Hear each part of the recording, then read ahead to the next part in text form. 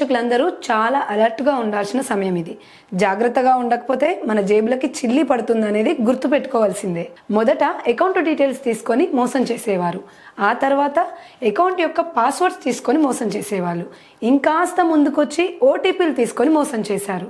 కానీ ఇప్పుడు ఇక చాలా తెలివిగా మన మంచితనాన్ని యూజ్ చేసుకొని మనకే కుచ్చుటోపి పెట్టడానికి చూస్తున్నారు కొంతమంది గరానా సాంకేతిక మోసగాళ్ళు. ఈ మధ్య మనకు ఒక కొత్త రకమైన మోసం వెలుగులోకి వచ్చింది.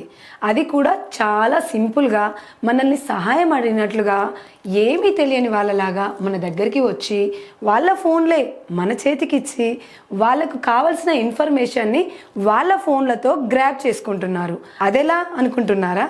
ఎవరైనా సరే మన దగ్గరకు వచ్చి హెల్ప్ అడిగినప్పుడు ఎవరైనా ఏమండి మాకు ఫోన్ చూడడం రాదు, కాస్త ఈ నెంబర్కి కాల్ చేసి పెట్టరా లేదా ఫలానా నెంబర్కి మెసేజ్ చేసి పెట్టరా అంటూ సహాయం అడుగుతూ వస్తారు. ఏదో ఒక యాప్ని ఓపెన్ చేసి హెల్ప్ చేయమంటూ అడిగి మీ ఫేస్ని మీ ఫింగర్ ప్రింట్ని నోటీస్ చేసేంత టైం వరకు ఏదో ఒక సహాయం రూపంలో మీ డేటానంతా క్యాప్చర్ చేసుకుంటారు.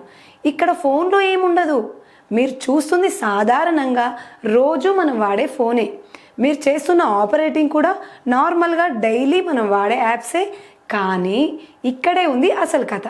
మనం స్క్రీన్ చూస్తున్నంతసేపు మన కంటిలోని సైట్ని, మనం ఫోన్ ఆపరేట్ చేస్తున్నంతసేపు మన ఫింగర్ ప్రింట్స్ని, అలాగే మనం మాట్లాడుతున్నంతసేపు మన వాయిస్ని, మనం ఫోన్ చూస్తున్నంతసేపు మన ఫేస్ని, ఇలా అన్ని రకాలుగా డిజిటల్ ఓపెనింగ్స్కి పాస్వర్డ్స్కి సంబంధించిన డాటానంతా క్యాప్చర్ చేస్తారు. ఇది ఆ ఫోన్లో క్యాప్చర్ కాదండోయ్, ఆ ఫోన్కి లింక్ అయి ఉన్న ఎక్కడో ఒక సైట్లో కూర్చొని ఎవరో ఒక వ్యక్తి వీటన్నిటిని క్యాప్చర్ చేస్తూ ఉంటారు. ఇక ఇంకేంటి, మనందరికీ తెలిసిందే కదా, ఫింగర్ ప్రింట్ ఇవన్నీ ఎంత ఇంపార్టెంటో. మనం ఆధార్ కార్డ్ చేసేటప్పుడు మెయిన్గా మనం ఏం చేస్తామో మనకి గుర్తుగా ఫింగర్ ప్రింట్స్ని, ఐ సైట్ని తీసుకుంటారు కదా. అదే ఆధార్ కార్డుతో రిమైనింగ్ అన్ని సైట్లు మనకి లింక్ అయిపోయి ఉన్నాయి. ఇంకేంటి, మన డేటా అంతా వాళ్ళ చేతిలోకి పోయినట్టే కదా, మన ఇన్ఫర్మేషన్ అంతా వాళ్ళకి ఇచ్చేసినట్టే కదా. అందుకే చాలా జాగ్రత్తగా ఉండాలి. ముఖ్యంగా యువత, చదువుకున్న వాళ్ళు ఇలాంటి మోసాలకి బాగా గురవుతున్నారంట. ఎవరైనా అమాయకంగా సహాయం చేయండి అని అడిగితే చాలా జాగ్రత్తగా ఉండండి. ఆపరేట్ చేయడం కోసం మీరే ఎదుటి వాళ్ళ ఫోన్ తీసుకునే బదులు మీ ఫోన్లో ఆ యాప్ ఉంటే గనక ఆ ప్రాసెస్ ఏంటి అనేది మీ ఫోన్లో చూసుకుంటూ వాళ్ళకి చెప్తూ ఉండండి.